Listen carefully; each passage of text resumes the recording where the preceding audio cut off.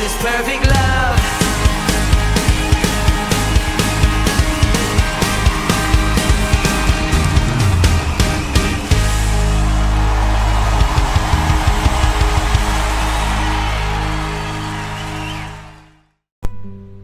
Shalom Bapak Ibu Saudaraku yang terkasih di dalam Tuhan. Amsal pertama ayat yang ke-7. Demikian firman Tuhan. Takut akan Tuhan adalah permulaan pengetahuan, tetapi orang bodoh menghina hikmat dan didikan. Kitab Amsal itu kalau kita pelajari baik dari kata dan setiap penulisannya, itu bisa kita katakan bahwa itu adalah catatan-catatan yang merupakan hasil renungan panjang yang disusun dan ditata rapi dengan cermat.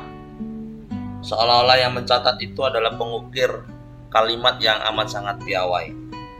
Jadi jelas bahwa apa yang dituliskan itu adalah hasil dari akal sehat yang muncul dari hikmat oleh kebenaran-kebenaran Allah. Hikmat manusia dan hikmat ilahi harusnya tidak berseberangan. Hikmat manusia dan hikmat ilahi harusnya cocok dan sejalan. Bahkan melalui kata-kata emas yang dituliskan dalam kitab Amsal, diibaratkan firman yang dituliskan adalah suara Allah sendiri. Melalui kata-kata emas di dalam kitab Amsal, seolah-olah Allah masih menyampaikan firman dan kebenarannya kepada kita sampai dengan hari ini. Sebab apa yang dituliskan di dalam kitab Amsal tidak hanya firman Allah, tapi ada kandungan kebenaran yang menjadi dasar dan fondasi kita untuk melangkah sampai dengan hari ini. Di dalam kitab Amsal, kita menemukan perbendaharaan kata yang menarik. Secara garis besar, kitab Amsal diwakili menjadi 3 kriteria karakter, yaitu si bodoh, si pencemooh, dan si pemalas. Ketiga karakter ini punya hikmat yang berbeda. Si bodoh dikatakan tidak berhikmat. Di dalam Amsal yang pertama ayat yang ke-7 dituliskan bahwa orang bodoh menghina hikmat dan didikan.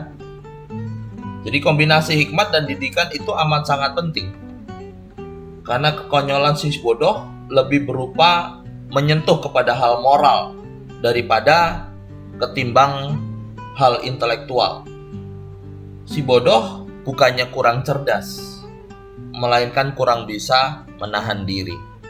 Kitab Amsal menuliskan dengan kata si bodoh yang kurang disiplin diri dalam hal pengendalian lidah.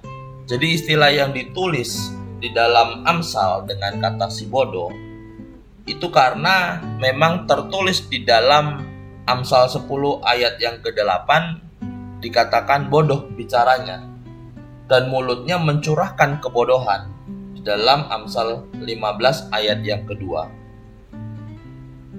Sekalaunya dia bisa berdiam diri, ia akan disangka bijak. Itu yang ditulis dalam Amsal 17 ayat 28. Tetapi apa yang dituliskan ternyata tidaklah lazim. Apa yang dilakukan si bodoh di dalam kitab Amsal itu menggambarkan banyak hal. Yang pertama dikatakan dalam Amsal 24 ayat yang ke-7. Di tengah sidang, di pintu gerbang, tempat orang bertemu untuk membahas sesuatu, dia bisa berpartisipasi dalam hal situasi yang seperti demikian. Tetapi dikatakan, ia tidak membuka mulutnya. Akan tetapi di dalam Amsal 18 ayat kedua, dituliskan bahwa si bodoh biasanya suka membeberkan isi hatinya, bahkan memberikan jawab sebelum mendengar. Dan inilah yang disebut di dalam Amsal pertama ayat yang ke-13 bahwa tipe kebodohan dan kecelaan daripada si bodoh. Oleh karena itu, kita diingatkan untuk menghindari hal-hal yang seperti demikian.